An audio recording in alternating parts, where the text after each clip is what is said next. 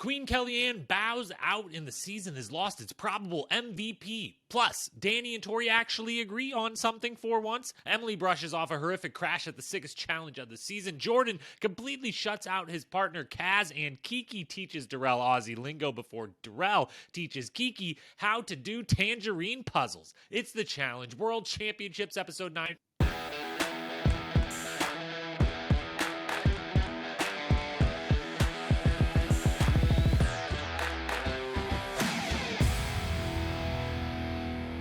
What up, my fellow challenge lovers? Welcome to The Challenge Historian, where we dive deep into all things MTV's The Challenge, past, present, or future. If it's happening in the Challenge universe, then we are here to document it. I am your host and dedicated challenge historian, Jacob Hollabaugh. Thank you so very, very much for being here with me on this Thursday. Yes, we are a day late. We are still coming to you live from Iceland, where yesterday we had a little bit of a longer travel day than anticipated. Didn't get to watch the episode till a little later in the day and wasn't able to record. So we're here on a Thursday. I appreciate your patience in the episode coming out. This will be the last of these. I'll be back in the States next week by the time of the episode and recording. So we will be back to our regularly scheduled Wednesday, midday, afternoon recordings and release of the World Championships recap. I appreciate your patience these last couple weeks while we've been recording from abroad. During that travel day, though, I did do a quick little post or Instagram story. We did have some challenge-related content during that travel day yesterday. I may or may not have trespassed briefly to get a picture from the double agent's house here in Selfoss, Iceland, one of the only names of a town here in Iceland that I feel like I can say. And today, for those who are watching on YouTube, you can see behind me we're in yet another beautiful but remote area of interior Iceland, not coastal for the first time. So we've got the mountains, the water, everything behind. And anyone listening, if you hear a slight rustle in today's recording, that would be the extraordinarily high wind that is right outside of the window right now that I may or may not try to remove in post. So there might be a slight rustle of wind behind me while recording today. But we are here to talk World Championships episode number 9. And I've got to admit, it was a little bit of a bummer episode, not only because the probable MVP of the season goes home at the end of it, but it just felt like there wasn't a lot of action. I thought we had been building to something. We'd had some really good moments. And then this episode, it feels like we're just kind of pacing our way to the final and one of a handful of teams is going to win. And it'll be interesting to watch, but it won't, yet again, it's another season where it feels like I get my hopes up that the end of the season can actually be really good in this highly competitive, strategy-focused new challenge world. And I'm not sure if we're going to get there, but there could be some good fireworks next week. We will see. That doesn't mean there isn't anything to talk about, though. There's still plenty to talk about with the episode. We will do just that. Other quick programming notes before we dive in. Survivor Saturdays will be live again this Saturday on the Most Likely To podcast feed with my good friend Paige, so check those out there. And then that USA 2 cast reaction podcast I will put out sometime next week. I thought I'd be able to get to it this week, but the recording situation just isn't great in my final location here in Iceland, so we're going to hold off on doing the recording itself, putting that out next week, likely on Friday the 5th. So that is the plan with that. And otherwise, the only thing I got to say, I mentioned before, I saw the house from Double Agents. It was super duper cool. I didn't get to go in or anything. There was no one there, but there was a lot of trespassing signs. It is a used Airbnb now. If you want to find that on Airbnb, hit me up at Challenge Historian on Instagram. I'll send you the link. It's a big compound. It's in a cool spot of Iceland, but it's not it's a great spot to be then traveling from. If you need a home base, it's not necessarily one you would go to and stay at and do a bunch of activities right around it, but it makes sense for why they were there for the season on Double Agents. And the only thing I've got to say about it, though, is it reminded me of how much we forget that these people travel during these seasons, that especially, depending on the season, sometimes the bus rides to the daily challenges aren't that bad. Other seasons, they're pretty horrible, and we forget as viewers that it isn't the most glamorous experience for them there. And the Double Agent season stood out because I find the house, and then I start thinking okay, I've been to a couple of the sites of the daily challenges. They're 3 or 4 hours from here. and on like not the most enjoyable, like beautiful, enjoyable bus ride, but a little bumpy, twisty, turny. If you're not one that wants to be sitting on a bus for long, it's definitely not the ride for you. And it just made me reflect on, I tried to kind of do the Reddit sleuthing I could, the internet sleuthing I could to find different spots throughout Iceland they recorded in or filmed in. And I was like, man, these bus rides, every single daily challenge had to be, like an hour would have been a short one for them to do some of the stuff. And I know for a fact that there was multiple 3 to 4 to maybe even 5 hour long bus rides to go to daily challenges during that season. And I know that's, maybe an extreme version of it, but most seasons they are doing that. And it just, because we never see the bus rides anymore on the seasons, which is a shame. The bus ride content was always so good. That was always where some drama really stirred up and happened. But we don't see any of that anymore. And we kind of forget that, like, they don't just walk out the door and out in their front lawn is TJ waiting for them to do whatever crazy shit they're going to do that day, which they do some crazy shit in this episode we're about to talk about. That's for sure. So that was just my little, Iceland update and challenge update of what I was learning about the show by being in the location where they filmed one of the shows. And really, I'm just kind of digressing because there maybe isn't as much fun things to talk about with this episode, but we will do so. We'll dive in now. Storylines first, as always, awards second, and then some power rankings and predictions third. Here we go. Let's kick things off. We could just skip over the initial house segment. There was really nothing going on in that one, and that was what led me to realize, like, this is either going to be one of those episodes that's amazing in the like deliberation area or the elimination or whatever, because they're speeding right into the daily challenge, they're getting it moving. Maybe that means there's a lot to get to later, or it means that this episode might be a touch on the boring side, especially compared to the last couple episodes that have been quite good, especially 2 episodes ago, an amazing episode 7. So unfortunately, it turned out to be the latter, but we went straight to the Daily Challenge, so we'll go straight to the Daily Challenge talking here. Transformers SpawnCon. The SpawnCon is back. I don't know how many seasons in a row at this point we've had one, but it seems to just be the staple now that one of the big summer blockbusters pays for some sponsored content to, be the presenting sponsor of a daily challenge on the challenge. Like, I don't know what they're paying for that, but it seems like, I don't know, it didn't work for me this time, and it's only worked once really for me, and that was Top Gun Maverick last season, Spies, Lies, and Allies season. Yeah, right, Spies, Lies, and Allies season, where the daily challenge was actually pretty cool, and it involved a plane, and so it was like, okay, like fine, you can do a little Top Gun Maverick promo, but the daily challenge is cool. That's what matters. This one here, it just didn't really, it seemed like they had to try really hard to come up with something that would be Transformers related, and I didn't love the end result. But before that, what stood out about the sponsored content of all of it is this is why Jordan is here. This is why Jordan is asked back season after season again right now, because he has become one of the producer's bestest friends, because he does anything with a smile on his face that they would like him to do or like the cast to do. He goes above and beyond to do this sponsorship for them, to be the one that's like, I'll say whatever you need me to say, I'll talk it up, I'll make analogies, I'll do whatever, I'll act excited. He throws the confessional commentary about the movie, about liking the old movies, relating the movie to the daily challenge. He's making noises before, during while they're going. He is doing massive applause to all of TJ's ad reads. He's just hamming it up on behalf of this sponsorship, which is exactly what the producers want. They're like, we have someone paying us to do this. We really need to give them something for it. And we need the cast to interact and be, it might be a little weird. It might be pretty fake, but we need you to do it. And Jordan goes above and beyond. And so outside the fact that he's great at the game itself, causes some drama himself, would be someone you'd invite back. He also is one of those that's like, I'm also going to be the producer's best friend. I'm going to do everything they need. I'm going to try to make a good show, or try to do the things they think they need to do a good show. And it helps get those invites back for sure when you're so malleable and helpful to the production team. Were they told that they weren't allowed to reference any of the old characters in the show? Because not that I'm the biggest Transformers fan in the world. I did grow up and like the original trilogy, or definitely at least the first movie. And if I was one of them, I'd be making a Sam Witwicky reference for sure. It seems like maybe they weren't allowed to, because I think there's new characters in the new movie. Anyways, none of this matters to the challenge, and I don't know why I'm spending so much time on it. So let's move to the challenge itself.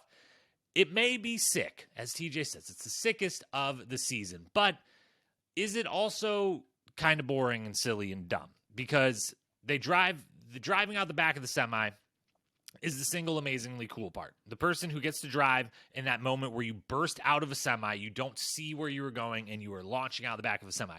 That's fucking cool. That would be exhilarating, adrenaline rush, incredible, insane, all of those types of adjectives. Absolutely badass.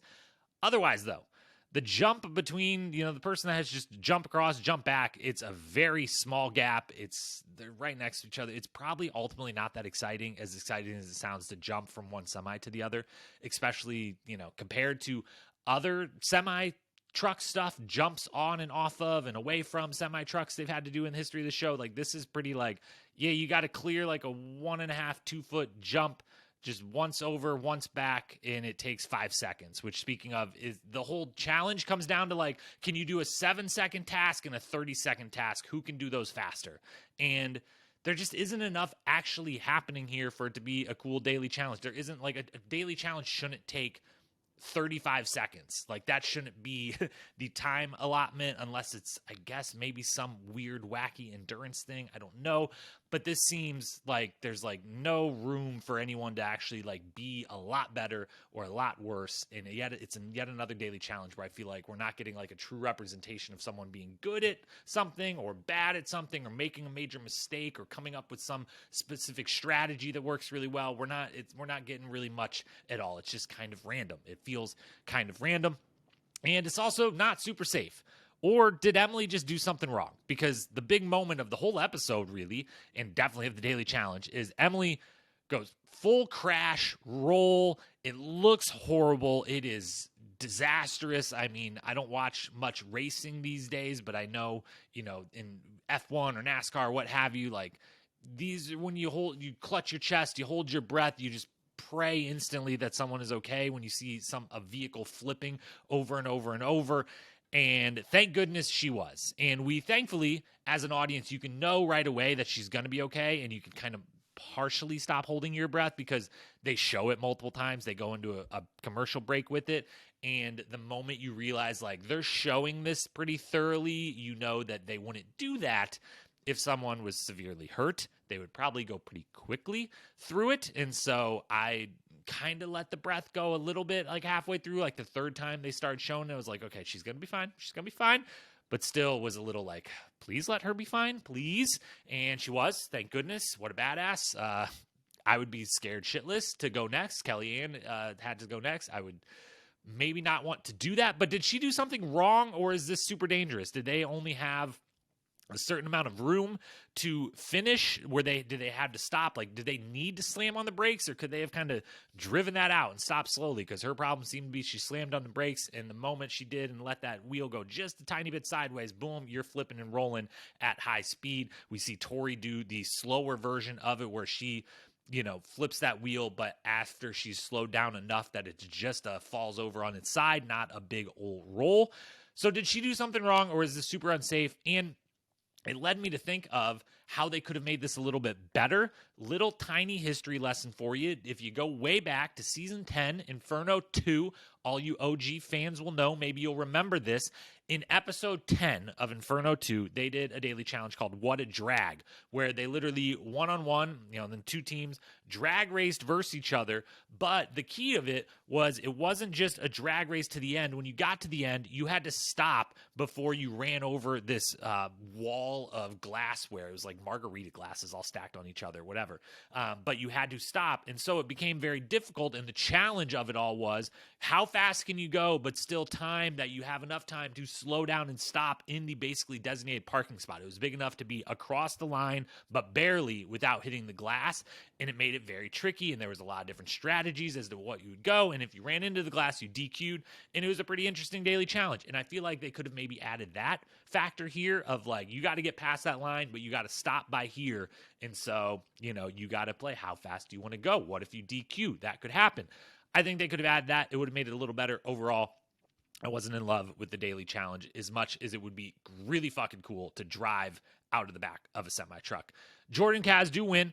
That makes sense because the moment TJ announces it's the sickest challenge of the season, both Jordan and Casey fist pump. They get excited. They know that if he says it's a sick challenge, their athleticism, their no fear will win the day, whatever it is. This is the type of stuff kind of made for them that are just very malleable to do anything well and have no fear about it. So right away when he says that, I'm like, one of those two is winning. They're so excited. They know this is the stuff they can excel at. So one of them does, Jordan and Kaz. And then Darrell and Kiki lose. And Darrell is the only male to drive. I spotted that, pointed that out. Was there a rule that maybe they were allowed an exception to? Was it originally maybe supposed to be the women all do the driving, the men do all the jumping? Or did they every team get their decision, and Darrell and Kiki were the only ones who chose to go this route? And does that, whether it be Darrell driving a little slower than most of the women or Kiki going a little slower on top of the cars than most of the men, is that what ultimately cost them? I don't know, but it did stand out that they were the only one that went that route. So they end up in elimination. Jordan and Kaz end up in control, and we head back to the house thinking that things probably should be pretty clear cut, but will they be? We will find out. Then the deal-making begins. We get to the house, or at least the attempted deal-making begins. KellyAnne gives it her all. I love the effort all season long, doing everything she can, trying her best to infiltrate, to persuade, to come up with the better strategies, the better ideas. It's worked a couple of times. It's not worked a couple of times. And this one here, it doesn't really work at all. She goes hard right away, getting people in on what if we did the two USA teams, but it's an uphill battle that is insurmountable. There's no way it's ever going to happen because we've got Emily, and yes, they're not going to say Sarah. Darrell and Kiki don't get to vote. Jordan and Kaz don't get to vote. They're both up in the little other room, the hero room, whatever they call it. Tori and Danny are not going to do it. Obviously, Sarah and Theo are obviously not going to say themselves. So the only ones they can even possibly try to persuade are Troy and Casey, but Casey kind of just shrugs it off real quick as not viable. Like, I'll let you talk, but I'm going to be like, numbers confuse me and walk away. And when really I'm not going to do that. But that conversation, it should be said, Casey shrugs it off eventually, and I'm sure she could say, like, if Tori watched that, Casey could be like, yeah, it's just good gamesmanship to, like, hear out the ideas or anything before saying no or being as casual about your no as possible. Or you could look at it the way I did of being like, it seems like if there was a good argument in numbers, Casey might be willing to say Tori's name. And if we remember a week or two ago, Tori was very much not willing to say Casey's name to the umbrage of her partner and her alliance. And even when it didn't ultimately matter at all, she wouldn't say it. And so it's just an interesting note for possible the next couple of weeks here, if there is a way for Danny and Tori, who we're going to talk about momentarily, to get screwed over, that one of the people could do that maybe is a Casey. We shall see. KellyAnne and Tristan's only shot is leaning on Kaz to basically throw herself and Jordan in by a stalemate. They don't ever do that. The editors try to give us the Tristan Kaz storyline. We get a little of it right at the start of the episode. We get a touch here, and then we get, in the elimination, Kaz apologizing for not having given Tristan the heads up. But if they would have leaned on her at all of like, hey, you could say no, like you each get a vote. If you each say no to each other, then like, we'll see what happens, and we kind of know you're going to get sent in then, and you don't have to do that, but maybe we at least, like, play this out a little bit further to see, like, if Jordan, what would happen if we put a little more pressure on him. But we don't get any of that. They don't seem to lean on her at all to attempt that or offer that up, and as much as the editors could try to build that little, like, moment of suspense, it doesn't really work. They don't have anything to go with. The other big thing that happens, though, they don't have anything to go with because a contract is signed by the rest of the house. Jordan, on behalf of himself and Kaz, unbeknownst to her, and Sarah and Theo and Tori and Danny, they meet. They discuss that all three should obviously be working together, as they kind of have been the whole time, but without saying directly that they have been, and they obviously always should have been the whole time. We've been saying that on this podcast for weeks, that it made perfect sense that the person Danny wants to work with, and there's a connection to who Jordan's partner would want to work with, and Tori's and Jordan, like, it just makes too much sense for those three teams not to work together, and they kind of almost begrudgingly have to do it here. The goal is Jordan lays out Tristan KellyAnne this week, Emily yes the next week, going against Darrell and Kiki both times if possible. That those are the three teams on the out. They have the four teams on the inner part of that, accounting for Casey and Troy as a part of that, and that's how it should go. Sarah signs it. knowing good and well that she ain't saying Emily and yes unless it's a choice of them or her. Maybe if it's a choice of them or Danny and Tori, maybe she will actually stick to Danny over Emily. I hope so, as a massive Danny fan, and just loving that those two are working so well together and doing so much good for the audience on this season. I would hope she would pick Danny over Emily, but I don't know for sure. I know, though, for damn sure, that if it came down to Emily and yes over Jordan and Kaz, she ain't saying Emily and yes. Too bad, Jordan. Like, this contract means nothing to her ultimately. It basically just means that, like, if I'm not the one that has to make the decision, I'm just letting you know in advance, like, I'm gonna be calm and I'm gonna act cool and I'm not gonna like fuck up you making the decision. Like, I'm not gonna throw a big fit. I'm basically just playing along right now because I'm in agreement with week one, with part one of this plan. And I really hope this blows up. Let her stick it to Jordan and by default Tori to cap off this season that her and Danny and the USA crew have been running. That would be absolutely wonderful. Speaking of Tori and Danny, they're finally on the same page. And this is the first episode that I feel like they've maybe been playing us the whole time and the whole house the whole time. Their whole, we never agree and we want to work with separate people. It's a great strategy. I've called out multiple times throughout this season that I actually think this is benefiting them in a massive way.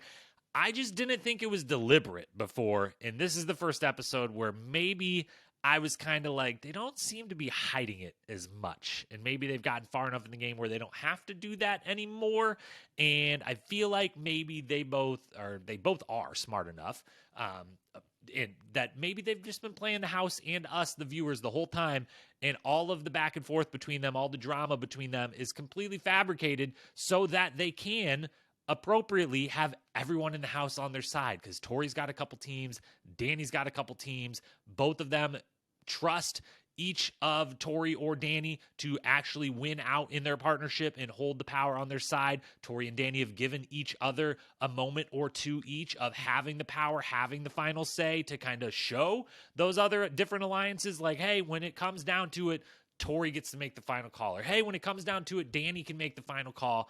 And it feels like maybe they were doing this all on purpose the whole time, and it worked beautifully. I don't know. I'm sure we will get to find out once they're allowed to talk a little more openly, once their season or this whole season is done, whether that's at the final, winning out next week, whenever.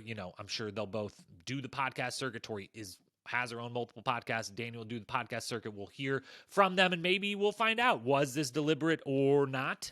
Maybe they'll give hints, maybe they won't. But they're going to the final in this season. Like, who's saying their name? They're set up so perfectly. They've made it unscathed really through this whole thing, and they're going to the final because who's going to say their name? Emily and yes? I don't think they're saying it. They're saying Jordan and Kaz first. I think they're saying Darrell and Kiki over Tori and Danny. I think that's how that would go. Darrell and Kiki? No way. They're saying Emily and yes for sure. And then probably equal toss-up between the other three teams. They don't have any vendetta over one over the other within those. And then Casey, Jordan, Sarah are obviously not doing it. So they're set. That's all the teams. There's no one that's like got them number one. Probably no one that's even got them number two. At best, number three on their board of who they would vote for. And, there's only so many teams left. And so they're going to the final. They're walking to the final. They've played an amazing game, and it's been entertaining, and it also might have all been a ruse the whole time. Then we have the elimination. The elimination game itself, I really liked it. I would love to know how long it took and how far ahead and behind the two teams were at different points. Like, they each, I think it was 5-2, KellyAnne and Tristan at one point. Then it was tied up. Then it was like 7-5, and then ultimately Darrell and Kiki finished at 9 when Tristan and KellyAnne put down their 8th, and so there was like however long it took them to do the final run. That was the gap before starting the puzzle, which wasn't very long.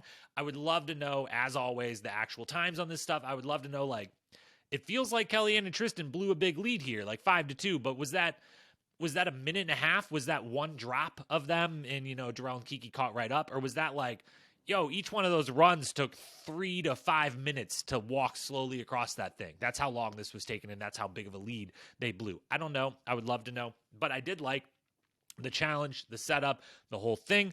No one figured out the carrying portion, really. Both of them made massive blunders. It was crazy that it ended up relatively the same time to the puzzle, given how many blunders and how they weren't bad at it, but they certainly weren't good at it. They never got like fully in a groove communication. This is how we should do these. They just kind of like just try to do one at a time and just hope that we get to the end.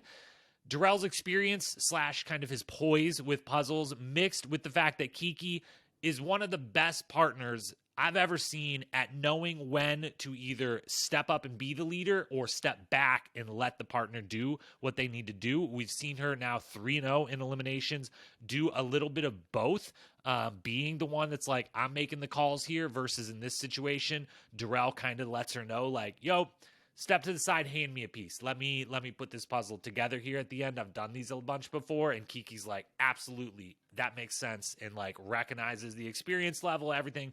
She's great at that, fantastic at that. And Darrell's got the experience.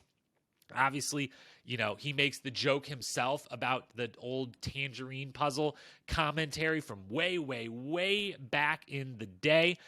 He still then calls them tanagrams instead of tangrams, and I don't know if that part's on purpose or not, but we'll talk about that a little more in Best Quote. But his experience kind of wins the day. They win, they stay, and now we hopefully still get Kiki versus Emily. We get more of the icon that is Kiki. We get more of OG Darrell. So that's a wonderful thing. What is not a wonderful thing is KellyAnne and Tristan are gone. And Tristan first here. Tristan intrigues me a lot. I'd like to see him on another season. I think there's a lot of personality there and gamesmanship and gameplay there that hasn't fully been tapped. He kind of really got to be in the background of the Challenge UK season before then just winning the final. He is a very good competitor, and I think in this particular season, especially because Nathan, his really good buddy from Challenge UK, goes home half a day into it, he didn't necessarily have the relationships in the house, and he kind of let KellyAnne run things for him, and so we didn't get to see as much from him. I'm intrigued by him. I would like to see him back. I think there's a lot there, and there could be some fireworks there on the personality, on the gameplay, everything. So I'd be interested in seeing him back. But the real loss here, respectfully to the UK champion, the real loss is KellyAnne. She's the best. What a legend. What a way to anyone who had any doubts of like, why is she being invited to this, the World Championships, a non-champion herself, whatever. Anyone that had any doubts, if they haven't shut the fuck up by now, then I guess those are just the types of people that suck and are never going to, because I was thrilled she was there. She's definitely a legend and an MVP in my book, and she proved it tenfold here. What a season from her. So sad to see her go. She brought a lot to this season. It was giving us so much. Pretty much everything's revolved around her, for better or worse of her own game, but definitely for the better of us watching for entertainment. She should be in the final for how she played the season. It sucks we don't get to see her do that. It sucks we don't get to see her run the final, even again, if it would have come at the expense of icon Kiki, OG GOAT Darrell, but she deserves it. She should be in the final of this season. And it really now just comes down to, this won't be the last we talk about her, because no matter what, at the end of season, we will talk about her as the possible MVP of this season. But can she win it, having been in 9 of what will ultimately be 12 episodes? That's plenty far enough to be, it's not like she's ruled out by any means. It's not like, oh, you were in 5 of 12, you were amazing in those 5, but like, it's 5 out of 12. It's not that much. 9 out of 12 is plenty enough. She's definitely the current MVP front runner. Can she hold it, though? Or will we see a Sarah or a Danny, who I think both have a shot to catch and maybe even surpass her for that season title? But they're going to have to do some cool shit to do so, because she did some cool shit. She did a lot of entertaining shit. She was wonderful. She was awesome. She was a legend the whole time there. KellyAnne is going to be missed from the season. Big time. On to the awards we go. Best quote first. We've got Emily talking about her wreck. Quote, instant cry, freaking got out of there and took a couple of breaths and was just, okay, move on. That shit happened. Let's get back to the competition. Please don't show my mom, because she would not let me come again if she sees that. End quote. Mostly the last part there is just hilarious. And again, having gone through that, that's dramatic. Like that is a death-defying type of wreck. And I know the confessionals are a few days later. She's calmed down, whatever. Like, it's still amazing that she's got the poise to, like, then make a joke of, like, don't show my mom, because, like, I'm not going to be allowed to come back and do more of this show if they think that I might be, out here almost dying in the daily challenges. Second nominee, then, joint quote / back and forth between Kiki and Darrell. Kiki starts, quote, well, this has turned pear-shaped real quick. Darrell, pear-shaped? What's wrong with a pear? And then Kiki, a longer one that ends with, and then everything turns pear-shaped, meaning you just lost control of what you were doing, to which Darrell responds back with the best quote of the episode. I like pear-shaped. Pear-shaped meaning you got ass. End quote. So that was amazing. That is the winner, but also shout out to Darrell's quote. Just hold on. Let me do this puzzle for a minute because I'm good at these. I know how to do Tangerine puzzles. I know they are called tanagrams. End quote. And again, they are called tangram puzzles. Tanagram. Throws that A in there. Don't know if he's just expert comedian building on the joke of the past, building on the reference to the past or not. But either way, I loved the callback. And I always will refer to them as Tangerine puzzles, as they should just, whoever's in charge of Tangram puzzles, just rename them. They're Tangerine puzzles now. That's the best quote. As for the best moment, 5 nominees. Emily wrecking her ATV, whatever, dune buggy, whatever it was that they were driving, that obviously stands out. Second nominee, Kiki explaining pear-shaped to Darrell. We just covered it. That stands out. Third moment, the contract signing and the foreshadowing that hopefully this will lead to some real fireworks, the final fireworks of the season between the USA duo of Sarah and Danny and the Legends, what's left of the Legends / Vacation Alliance-ish kind of thing of Jordan, Tori, Bananas, and whoever, Casey, whoever else. Fourth nominee, Kiki cleaning up people's messes. For the second or third time now, we see Kiki doing the cleaning and being pissed about it. She's doing it in this instance, knowing she's about to go on elimination that night and just kind of getting out some anxiety by talking shit about the mess everyone's leaving. Again, I talked about it before when she did this and when Ben did this. I am someone who would be this person in the house who would be cleaning up everything. I just have to have a clean place. I have to have an organized place. I would wake up first in the morning and be like, God damn it, everyone again left all their shit out, all their glasses out, everything. I would be just like her. So I just really, really commiserated with Kiki in that moment. And then fifth and finally, KellyAnne putting together Tristan's birthday, the flowers she goes and picks. She writes the nice note. She gets the muffin, leaves it out for him in the morning. That was really nice. How awful it would be to spend your birthday losing an elimination. But then looking on the flip side, how wonderful it would be to spend a birthday in the game, The Challenge. So that's awesome for him. Best moment of the episode, because I don't want to give it to someone wrecking, even though they came out of it okay. I'm going to go with Kiki cleaning up people's mess. Now, speaking of her, let's talk MVP of the episode. 5th place, Emily. 4th place, Jordan. 3rd place, Tristan. 2nd place, KellyAnne. Yet another MVP ballot performance. But the winner of this episode, joint MVP, goes to Kiki and Darrell, who were delightful all the way through, do get the win in the end. And yeah, just everything. The moments, the quotes, the win, all of that adds up to an MVP for the episode for Kiki and her partner, Darrell. Finally, we've come to the power rankings and the predictions.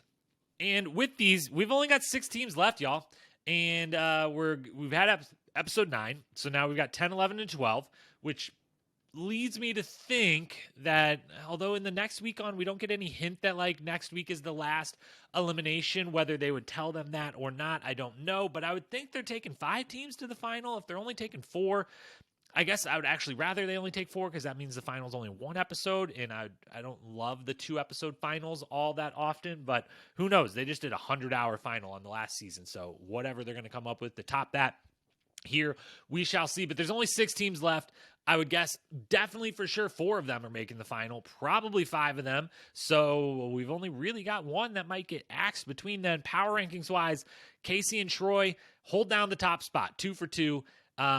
Troy, welcome to being Casey's partner. No confessionals for you, my friend. That's kind of how things go. But you're probably going to win. So that's just the life of being partnered with Casey. You're going to do really, really well. You're not going to show up much on the final edit reel there, but that's okay, because you're going to probably win that money in the end, and I still love you dearly. So Troy and Casey, number 1. Sarah and Theo, number 2.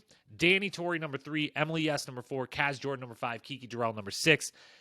This is a pretty incredibly stacked final 6. This season is mostly all stacked teams. No matter what final 6 we ended up with, it probably would have felt this way. But the fact that I have Kiki and Darrell 6th, and they absolutely can win this, and 4-time champion, 1 time in 1 season champion, so 6 out of 6, that's pretty crazy. So I really am just looking at this like, I feel like Casey and Troy, and Sarah and Theo and Tori and Danny have a slight, like they're like A's, and Emily, yes, Kaz, Jordan, Kiki, Darrell are like A minuses. Like I see like a tiny bit more weakness or something that could throw them off in a final or could maybe cause them to lose this final elimination, that put those three below the other three. But really, this is anyone's game.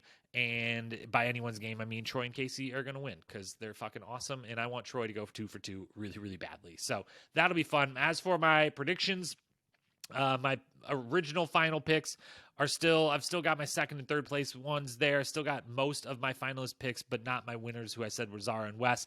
I made brand new end of season predictions last week and already completely, they're gone because I said Kiki and Darrell and Kaz and Jordan would go home pre-final. I guess technically both of those two still could. So that's not wrong yet. They both still could. If only 4 went to the final and those were the 2 teams not to go. So we won't count that one out yet. And then I also said Troy and Casey were my new pick to win. We will see how that goes. As for predictions for next week, it makes me sad to say it, but I do think Kiki and Darrell are going to end up back in that elimination, and I think this is going to be the time that they lose. I hope I am wrong. If I had to pick who if I had to pick, do I want to go home? Obviously, most fans are like, fucking Casey and Troy. Come on. They don't talk. They don't say anything. They're not interesting. I get it, but I just love Troy too much. And so I can't do that. So if I had to pick one of the other 5 teams, well, I would say, as weird as it might be, I kind of think Kaz and Jordan going home would make for the most interesting then final episode or 2 if that happened in episode 10, because I kind of feel like Tori sans all of her friends. I know Casey's still there, but again, I think Casey would vote for her if she had to. But, Danny and Sarah fully having control of the end of this game.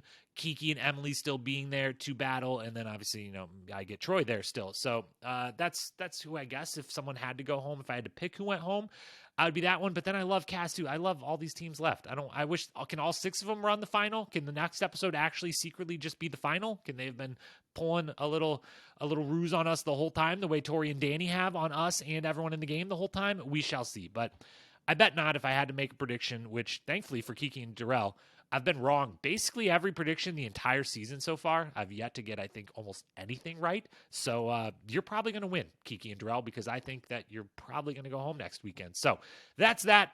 That's all for the pod for today. Again, thank you so much for your patience in the one day late. We'll be back to Wednesdays as of next week. I'll be back in the States. If you want to talk challenge, as always, at Challenge Historian on Instagram, hit me up there. If you've got comments about the podcast, anything like that, please send those that way. Thank you so much for watching. Hit that follow, subscribe button wherever you may be listening or watching. I will talk to you on Saturday if you're a Survivor fan over on the Most Likely To podcast feed. Otherwise, we'll be back next week. World Championships, USA 2 cast reactions. First 2-pod week in a while. We'll try to get back to that being a regular thing as soon as we can. Until we talk again, peace.